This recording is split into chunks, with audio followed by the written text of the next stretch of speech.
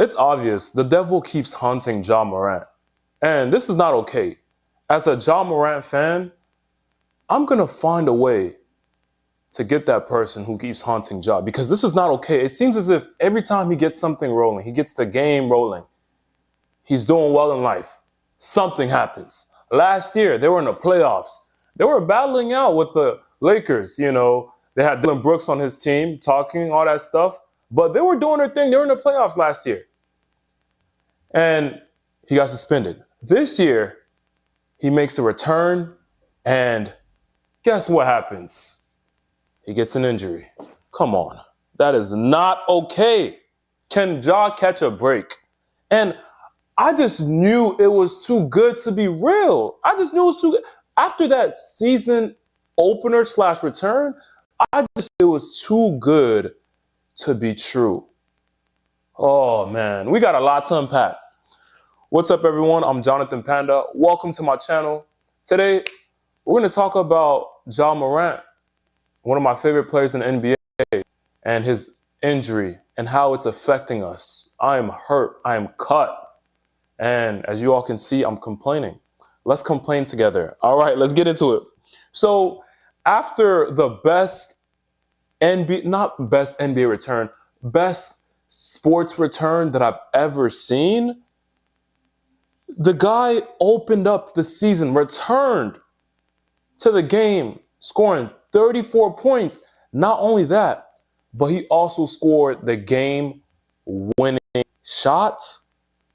The guy gets injured I believe it's 9 games later. So I'm just in disbelief right now because we were all excited. Ja brought so much back to the NBA, not just to the NBA, but to his team, the Grizzlies. He improved their winning percentage. Before Ja came, they had a losing record. I believe it was like 19 games lost. It was some ridiculous number. They had more losses than they had wins. He came back. They won, I believe, 4 straight games in a row, and they lost 3. So their record with Ja when he came back was 5-3, and now they're gonna be, well, I'm assuming they're gonna be back in that losing streak. Well, they've never had a winning streak this season, but when Ja came back, they started winning again. But now I think they're just gonna go back to the losing streak.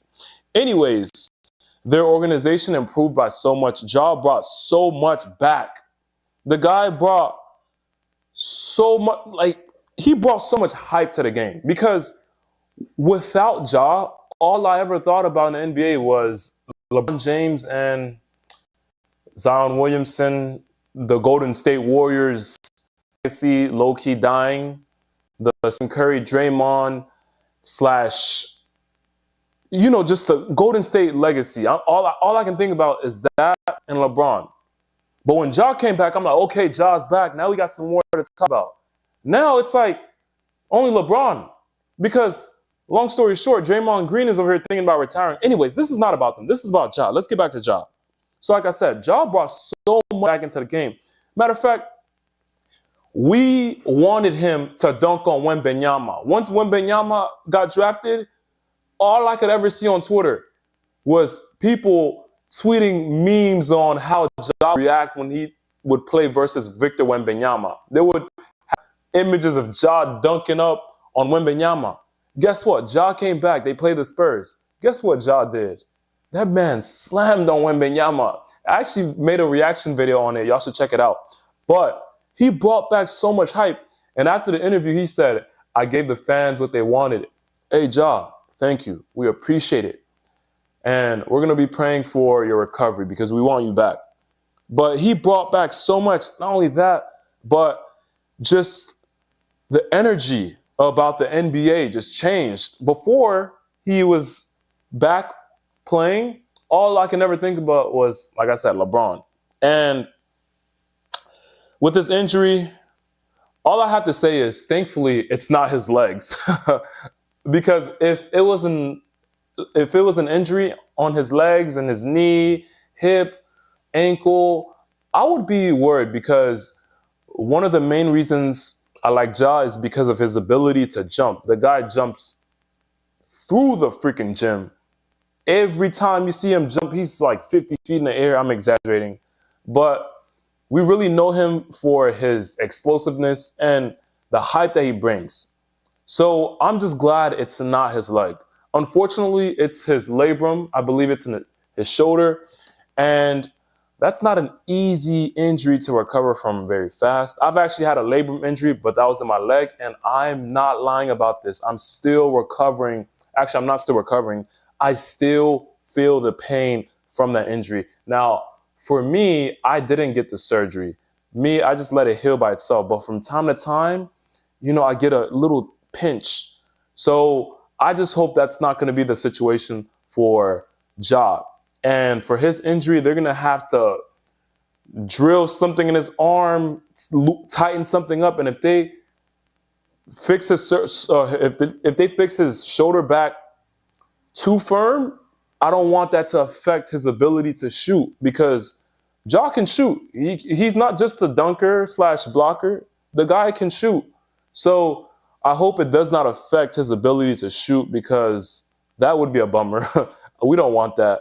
We want to see him dunk, and for sure, we know he's going to continue to dunk, but we also want to see him splash those threes. Now, one thing about this injury is I also want to know the severity. How severe will this injury be? Will this injury take over one off season for him to fully recover? Because they said this is a season-ending injury, but we don't know how the recovery / rehab process is going to be. Like, for example, Lonzo Ball.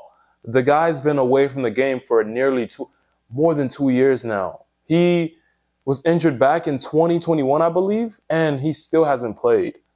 That's insane. So we don't want that. And Lonzo was one of those players that I was excited to watch.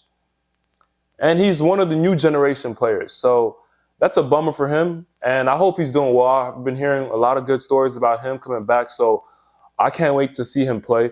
Now with Ja, let's just hope the recovery / rehab doesn't take too long. They're saying it's just a season-ending injury, but we don't know. We don't know what the future holds. Only God knows.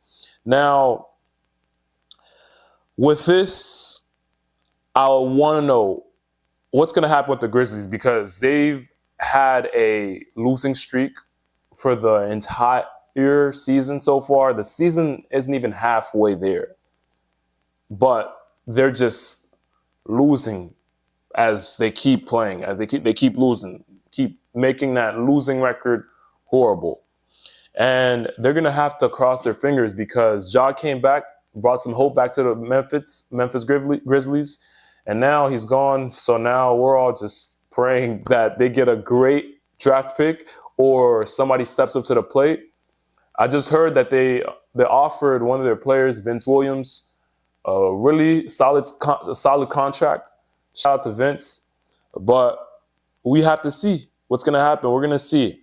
And all I have to say now is, sheesh, Ja, come back, man. And the reason why I feel like this is karma is because, look, Ja was suspended for 25 games. And now we won't see him for 50 more games. And this is karma to the NBA, because they had this man sit out for 25 games, not paying him. Guess what they're going to have to do now? They're going to have to pay him for 50 games. And he doesn't have to step on a court to do anything. Isn't that insane? So that's karma to the NBA for suspending him. But we're all hoping the best for Ja. Ja, we hope you heal and you come back even better. And I hope your next return is even better, because that return was the best. And you are playing like a savage, and we like that. So we want to see you come back even better. It's going to be hard to top that return that you did last time, but we're going to have to see. Anyways, thank you for tuning in. I'm Jonathan Panda. I hope you all enjoyed this video. If you enjoyed this video, I would appreciate it if you give this video a like. And make sure to subscribe, because when you subscribe, when you log on to YouTube, my videos will be posted right on your YouTube wall, so you don't have to go searching for my name. But I'll see y'all in the next video. Peace.